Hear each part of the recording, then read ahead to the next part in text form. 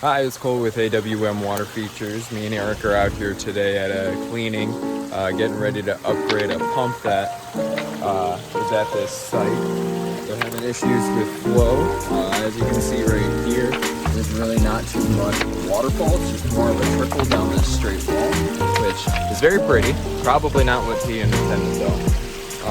Same thing over here. We kind of have not 100% water that's going over here.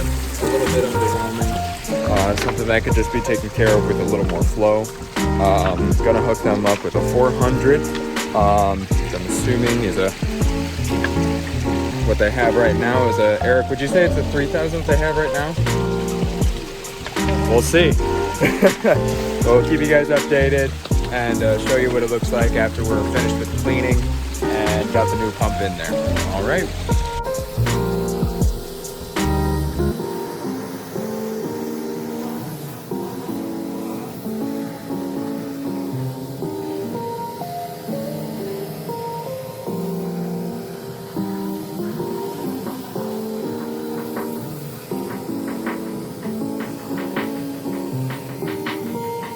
Just wanted to show you what it looks like when you let your Pondless Waterfall get out of control a tiny bit. You can see that what I'm trying to show you is that in between just about all these rocks, you have all this mulch in here. This is going to make it really hard for the homeowner to maintain the amount of algae on their own, and even other problems like flow rate and just general cleanliness and clarity of your water feature. So it's good to make sure that you're getting good regular cleanings, not just to ensure that not just to ensure that you have a beautiful clean waterfall. You know, it's not really just for people who want to make sure that it's looking pristine as often as it can 24/7, but also to ensure that you are getting the most out of your water feature. You know, they're expensive, they're very beautiful. You want to make sure that you take care of them as much as you can.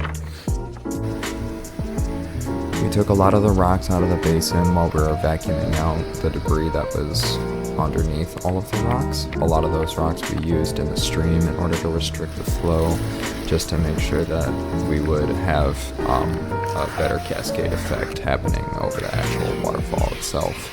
Normally on these kind of builds we would end up taking the flagstone and re-leveling it, but we didn't have the time to do it, nor did the customer want to pay for that, so we did not end up doing that. But ideally, that's what we would have done.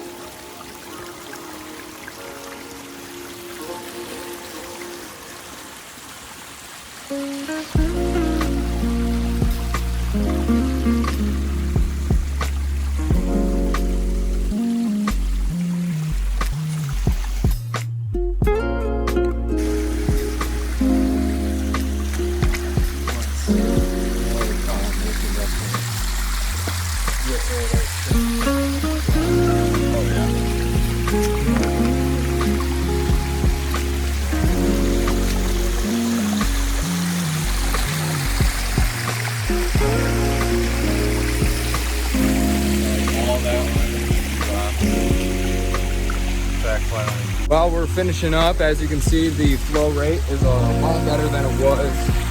You're seeing much more of a cascade than just a trickling like you were seeing before. You can obviously see it's a lot cleaner. That was a good part of the goal. And a lot better. We did have to put these here, get a little less surface area that where it was just dropping straight over.